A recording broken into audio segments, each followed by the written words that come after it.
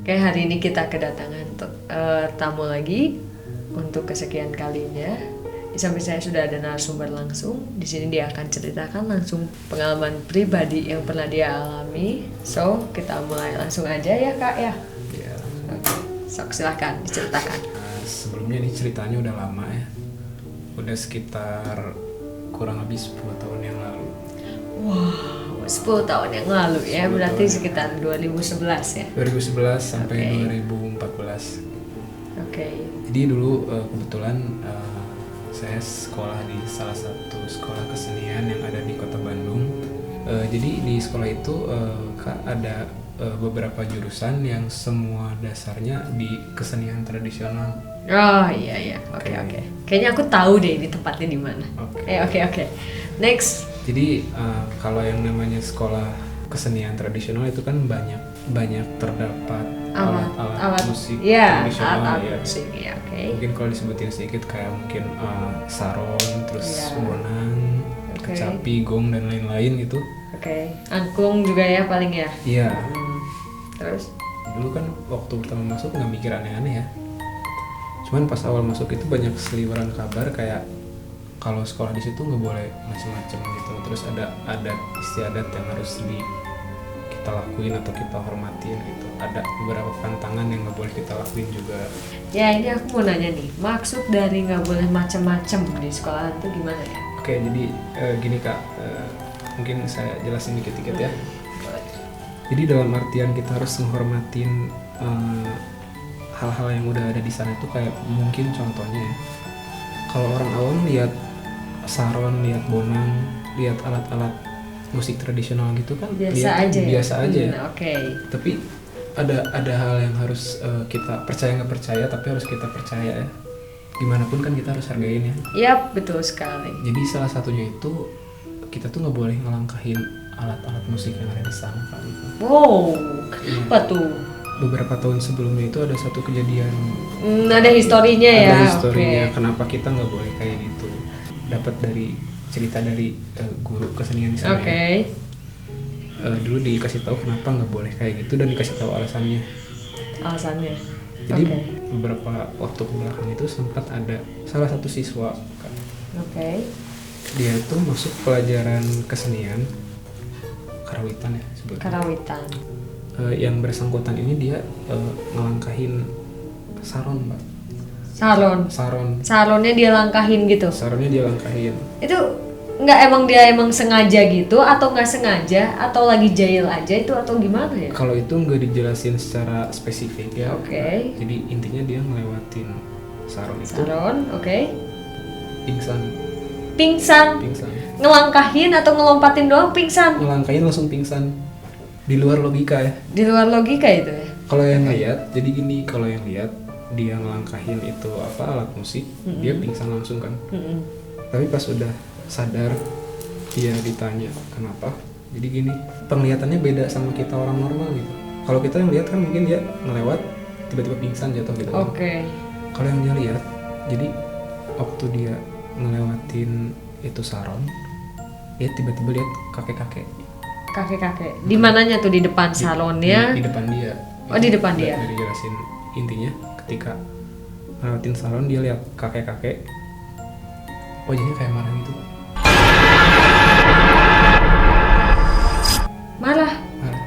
Marah. Oh, mungkin penunggunya ya atau gimana itu ya? Mungkin kayaknya wallahu alam ya, kurang tahu juga. Pokoknya dia dengan wajah ekspresi marah. Pokoknya orang tapi kayak bukan orang gitu. Soalnya matanya merah kayak itu, kayak yang marah gitu. Bola matanya merah gitu. Iya, Oke. Singkat kata jadi dia diapain gitu ya, ditampar atau apa, pokoknya itu yang bikin dia pingsan. Sudah dia melompati, terus dia merasa kayak ditampar atau sesuatu hal terjadi sama dia, lalu dia pingsan. Tapi kalau secara orang awam ngelihatnya dia hanya melompat lalu pingsan. Iya, kayak gitu. Oke. Itu yang pertama. Terus banyak juga sih cerita-cerita kayak dari security sekolah itu katanya kalau malam itu kan si ruang kesenian ditutup ya. Oke. Tapi biasanya suka ada bunyi-bunyi kayak bunyi-bunyi gong kayak gitu. Oh, main sendiri ya? Iya, main sendiri kayak gitu. Oke. Kayaknya ini cerita sekolah ini tuh kayaknya aku pernah denger loh.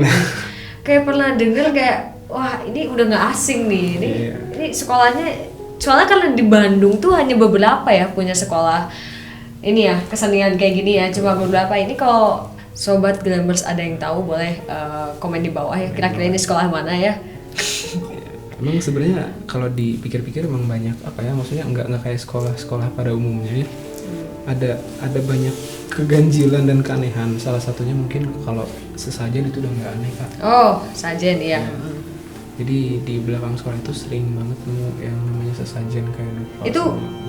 Itu masnya lihat langsung gitu? Lihat langsung kalau itu. Lihat langsung, dan emang kayak ada sajennya yang dibakar dupa, sajen, Iya. rokok. Jadi dulu kalau kita main ke belakang buat ngerokok gitu kan nakal. Oh iya nakal ya, iya Iya. namanya cowok pasti nakal. Oke, and Itu then? beberapa kali nemu sesajen kayak gitu. Kita juga nggak tahu buat apa, tapi yang pasti ya buat apa lagi kan.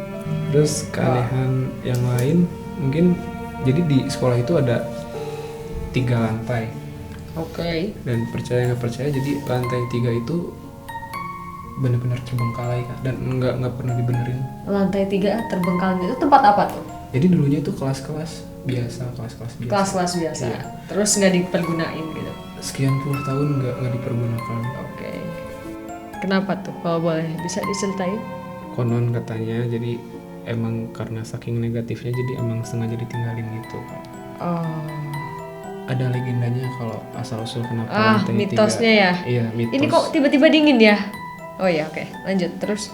Jadi sebenarnya ada legendanya ya. Mm-hmm. Mungkin bisa dikata mitos atau apa. Jadi kenapa asal usul lantai 3 itu dulu dibiarin Iya. berpuluh-puluh tahun. Oke. Jadi balik lagi ke zaman 1980-an. Oke. Itu ada salah satu siswi 1980. 1980 Ada salah satu siswi yang pelajar di sana. oke. Jadi dia itu namanya pubertas, dia suka sama lawan jenis. Oh ya, oke. Wajar lah ya, oke. Wajar ngejalin hubungan, Oke.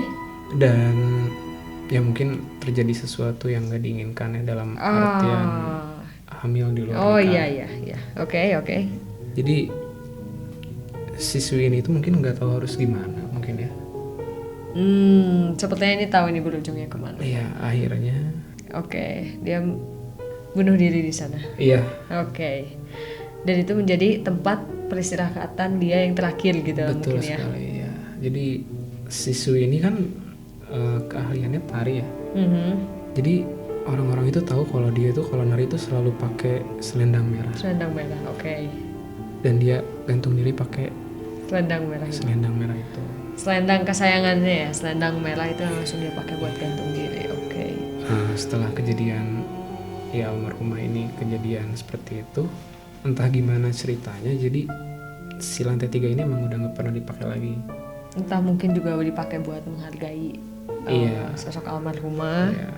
Tapi mitosnya sih, Mitosnya? setelah kejadian itu emang nggak kondusif untuk dipakai kegiatan belajar mengajar. Jadi sering ada gangguan. Sering ada gangguan dalam hal mistis berarti ya. Iya. Oke, berarti entah dari kesurupan atau tragedi apa mungkin ya. Betul. Gitu mungkin ya. Di sini bukan berarti nggak dicoba berbagai macam cara ya, cuman bahkan orang pinter juga nggak bisa berbuat banyak. Oke. Tapi alhamdulillah kemarin dengar kabar katanya kalau sekarang udah mulai Udah bisa dipakai. Udah mulai bisa dipakai lagi. Oke.